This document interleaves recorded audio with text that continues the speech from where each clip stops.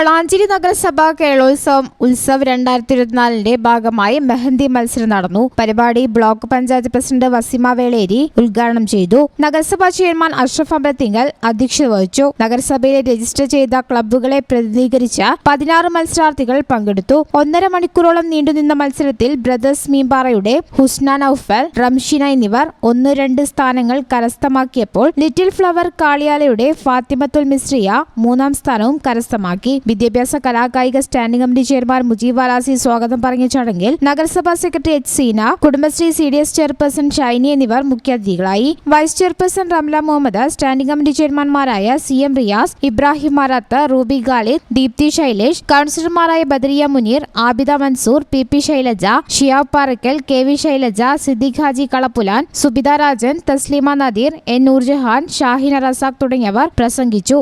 ഈ channel news Valanchery. Al Salama eye hospital സേവനത്തിന്റെ 20ാം വർഷത്തിലേക്ക് 21 ലക്ഷത്തോളം സന്തുഷ്ടരായ ഉപഭോക്താക്കളും 2 ലക്ഷത്തോളം തിമിര ശസ്ത്രക്രിയകളും പൂർത്തിയാക്കിയ മലബാറിലെ ഏക കണ്ണാശുപത്രി. ലോകോത്തര നിലവാരമുള്ള ചികിത്സാ സംവിധാനങ്ങൾ, തിമിര ശസ്ത്രക്രിയ, ഗ്ലൂക്കോമ, റെറ്റിന വിഭാഗം, കോർണിയ, ലേസർ ചികിത്സാ വിഭാഗം, contact lens clinic, optical, pharmacy, lab തുടങ്ങി നൂതന സാങ്കേതിക വിദ്യ ഒരുക്കിയുള്ള എല്ലാ നേത്രരോഗ ചികിത്സാ സൗകര്യങ്ങളും വിദഗ്ധരായ ഡോക്ടർമാരുടെ മേൽനോട്ടത്തിൽ. Al Salama eye hospital, hospital road, Perinthalmanna.